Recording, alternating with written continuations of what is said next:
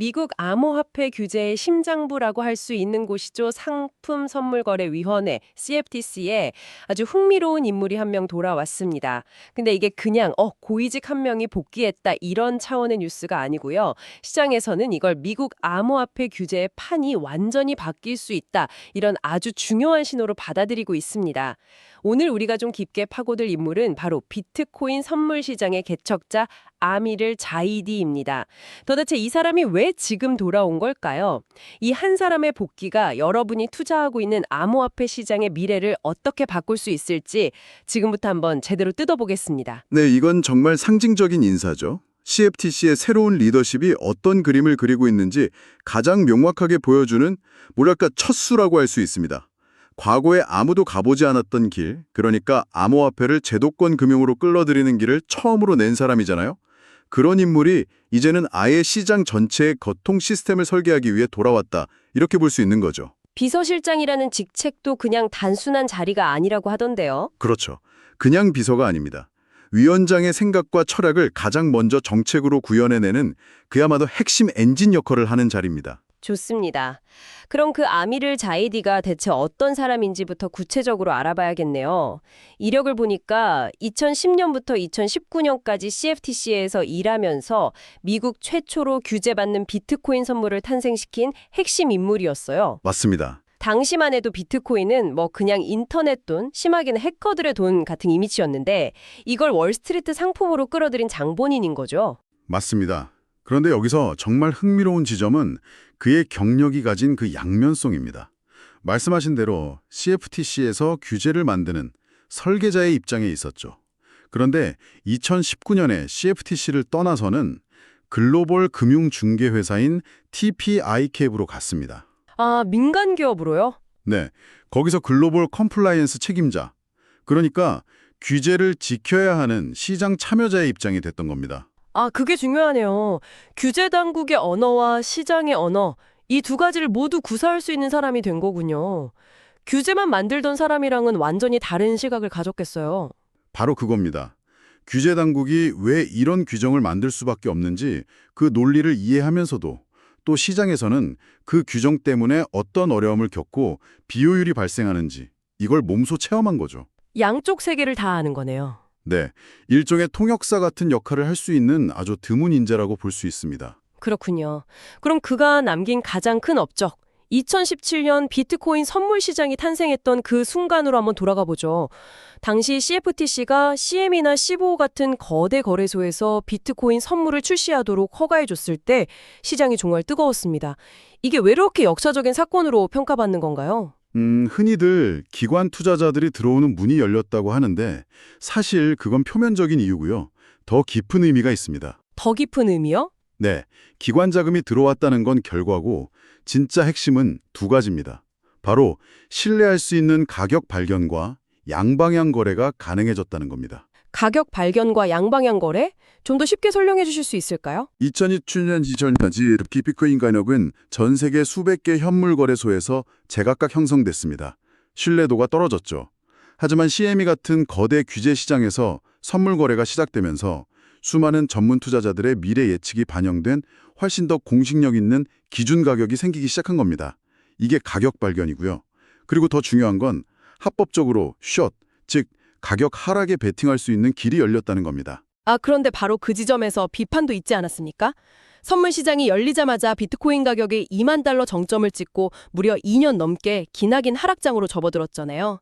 그래서 월가가 합법적으로 공매도를 칠 수 있는 무기를 쥐고 암호화폐 시장을 붕괴시켰다. 이런 식의 음모론까지 나왔었죠. 아주 정확한 지적입니다. 실제로 그런 비판이 많았고 시기적으로도 참 절묘했죠.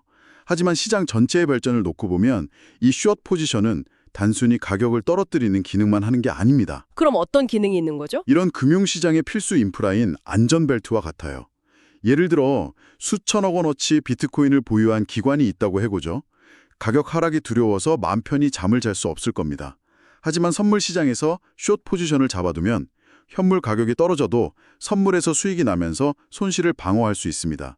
이게 바로 해지거든요. 아, 리스크 관리 도구라는 관점으로 보니 완전히 다르게 해석되네요. 시장을 파괴한 게 아니라 오히려 더 성숙하게 만든 인프라였다는 거군요. 그렇죠. 자이디가 만든 건 단순히 기관들이 들어오는 다리가 아니라 그들이 안심하고 속도를 낼 수 있도록 안전벨트와 계기판 같은 리스크 관리 도구를 만들어준 셈입니다. 그렇다면 그렇게 중요한 역할을 했던 그가 왜 하필 지금 다시 CFTC로 돌아온 걸까요? 타이밍이 정말 절묘한데요. 바로 CFTC의 소장이 바뀌었기 때문입니다. 2025년 12월에 마이클 셀리그가 CFTC의 새로운 16대 위원장으로 취임했습니다. 그리고 그의 첫 번째 핵심 인사가 바로 아미르 자이디를 자신의 비서실장으로 앉힌 것이었죠. 새 위원장이 자신의 정책 철학을 실행할 오른팔로 자이디를 선택한 겁니다. 그렇다면 새로운 셀리그 위원장의 정책 방향이 뭔지 아는 게 중요하겠군요. 자이디는 그 방향을 실행할 사람이니까요. 정확합니다. 셀리그 위원장은 취임 일성으로 과거와는 다른 접근법을 강조했습니다. 과거 CFTC는 주로 문제가 터진 후에 위반 사례를 찾아내서 단속하고 거액의 벌금을 부과하는 집행 중심의 접근을 해왔거든요. 일단 잡고 본다 이런 거군요. 네. 이걸 교통정책에 비유하자면 과속 단속 카메라를 도로 곳곳에 숨겨놓고 일단 걸리면 벌금을 내게 하는 방식이었죠. 운전자, 즉 시장 참여자들은 어디에 카메라가 있는지 몰라서 늘 불안에 떨며 운전해야 했습니다. 듣기만 해도 불안하네요. 그럼 새로운 방식은 뭔가요? 셀리그와 자이디가 하려는 건 이 도로는 시속 50km 구간입니다 라고 명확하고 커다란 표지판을 세우는 겁니다. 그리고 도로 자체를 그 속도에 맞게 안전하게 설계하는 방식이죠. 즉, 예측 가능하고 명확한 규칙을 먼저 만들어서 제시하겠다는 겁니다. 기업들이 규제 리스크에 벌번 떠는 대신에 정해진 규칙 안에서 마음껏 혁신을 시도할 수 있도록 판을 깔아주겠다 이런 거군요. 맞습니다. 이건 친혁신이라는 단순한 구호를 넘어서 규제 철학의 근본적인 전환을 의미합니다. 단속 경찰에서 도로 설계자로 역할을 바꾸겠다는 거군요.